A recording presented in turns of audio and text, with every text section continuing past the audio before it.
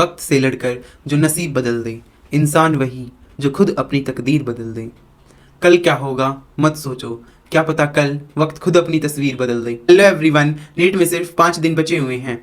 इन 5 दिनों में अब आपको थॉट्स आने स्टार्ट हो गए होंगे कि वो चैप्टर भी फिनिश नहीं किया, फॉर्मूलाज भी रिवाइज नहीं किए, उस चैप्टर के एग्जाम्पल नहीं किए, शॉर्ट नोट्स रिवाइज नहीं किए, टेस्ट नहीं दिया, टेस्ट का एनालिसिस नहीं किया, और बहुत सारे थॉट इस टाइम पे आपके मन में चल रहे हैं।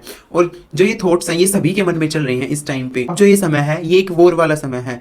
जिस तरह एक सोल्जर वॉर में नहीं देखता दिन है या रात है, उसी तरीके से आपको अपनी पढ़ाई को कंटिन्यू रखना है, ना दिन देखना है ना रात देखना है। अब वो समय आ गया है जिसमें आपको अपने स्ट्रॉन्ग सब्जेक्ट्स को और स्ट्रॉन्ग करना होगा, और जो आपका वीक सब्जेक्ट है उसको 2 या 3 घंटे रिवाइज करके आपको साइड में रख देना है। आपके वे 2 सब्जेक्ट्स कोई भी हो सकते हैं, बायोलॉजी या फिजिक्स हो सकते हैं, या फिर बायो या केमिस्ट्री हो सकते हैं। इस वीडियो में आज हम उन 5 मोस्ट हाई वेटेज यूनिट्स के बारे में जानेंगे जो आपको नीट 2024 में 250 प्लस मार्क्स दिला सकती हैं। इस लिस्ट में सबसे पहला नाम जेनेटिक्स है। जेनेटिक्स में 2 चैप्टर्स हैं, principle of inheritance and variation, and second है मॉलिक्यूलर बेसिस ऑफ इनहेरिटेंस। दोनों चैप्टर्स को कंबाइन करके नीट में हर साल कम से कम 15 से 16 क्वेश्चंस इन दोनों चैप्टर से आ जाते हैं। ये थोड़े से लेंथी चैप्टर हैं, लेकिन इनको आपको जरूर करना है। इनको कवर करने के बाद आपको इनके पीवाईक्यू करने हैं। अगर किसी टर्म में या फिर टर्मिनोलॉजी में या फिर किसी एग्जाम्पल में अगर आपको बार बार भूल रहे हैं या फिर कोई दिक्कत आ रही है, तो आपको उसको अपनी एनसीईआरटी में या फिर कोई अलग से नोटबुक बना रखी होगी आपने शॉर्ट नोट्स की, उसमें आपको लिख लेना, ताकि जब आपके 1 या 2 दिन रह जाए तब आप एनसीईआरटी को साइड रख के सिर्फ उसी नोटबुक को रिवाइज करें जिसमें आपने जो आप टर्म भूल रहे हो बार बार उन टर्म्स को लिख रखा हो। Second most important unit biotechnology की प्रिंसिपल्स और बायोटेक्नोलॉजी के एप्लीकेशंस। ये 2 चैप्टर्स आपको अच्छे से करके जाने हैं। मेरी मान के चले तो आपको जेनेटिक्स से ही पहले इन 2 चैप्टर्स को फिनिश कर देना, क्योंकि जेनेटिक्स कंपैरेटिवली थोड़ी लार्ज हो जाती है कंपैरिजन टू बायोटेक्नोलॉजी की, क्योंकि बायोटेक्नोलॉजी सिर्फ 2 चैप्टर्स की है और छोटे चैप्टर्स हैं और ज्यादा याद करने के चैप्टर्स नहीं है, सिर्फ आपको एग्जांपल्स लर्न करने हैं इस चैप्टर्स में, क्योंकि एग्जांपल से ही नीट 2024 में क्वेश्चन आएगा, क्योंकि हर साल एग्जांपल से ही क्वेश्चन आता है। इस यूनिट की आपकी वेटेज रहेगी वो 10 क्वेश्चन की रहेगी। अगर आपने इन दोनों चैप्टर्स को कर लिया तो आप इनको रिवाइज कीजिए और पीवाईक्यू सोल्व कीजिए, फिर आपको पता चलेगा कि किस टाइप के क्वेश्चंस नीट में पूछे जाते हैं।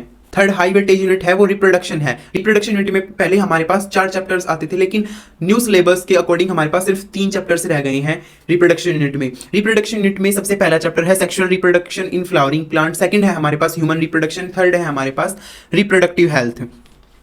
Sexual reproduction of flowering plants को आप बाद में कर सकते हैं, क्योंकि ये कंपैरेटिवली लार्ज चैप्टर है कंपैरिजन टू ह्यूमन रिप्रोडक्शन और रिप्रोडक्टिव हेल्थ। पहले आपको इन दोनों चैप्टर्स को कर लेना, फिर इनकी एनसीईआरटी को अच्छे से रीड कर लेना है। यूनिट की वेटेज 9 क्वेश्चंस की है। इस यूनिट में से 12 क्वेश्चंस भी पूछे जा सकते हैं। लिस्ट में 4th नंबर पर स्टैंड करता है ह्यूमन हेल्थ एंड डिजीज। ये यूनिट नहीं है, ये सिर्फ एक चैप्टर है। ये इतना इंपॉर्टेंट क्रूशियल चैप्टर है कि अगर आप इसको नहीं करके गए तो आपके 4 या 5 क्वेश्चंस ऐसे ही छोड़ के आ जाओगे, क्योंकि इस चैप्टर में से हर साल 4 से 5 क्वेश्चंस पक्का आते हैं।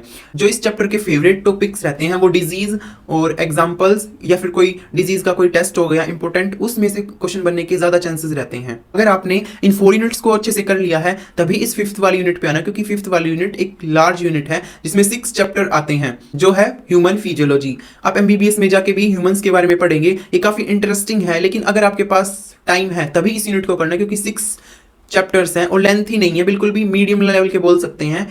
15 क्वेश्चंस की वेटेज रखते हैं ये 6 चैप्टर। अगर आपने 4 यूनिट्स को अच्छे से रिवाइज कर लिया, पीवाईक्यू सोल्व कर लिए हैं, शॉर्ट नोट्स बना लिए हैं, तभी इस 5th वाली यूनिट पे आना।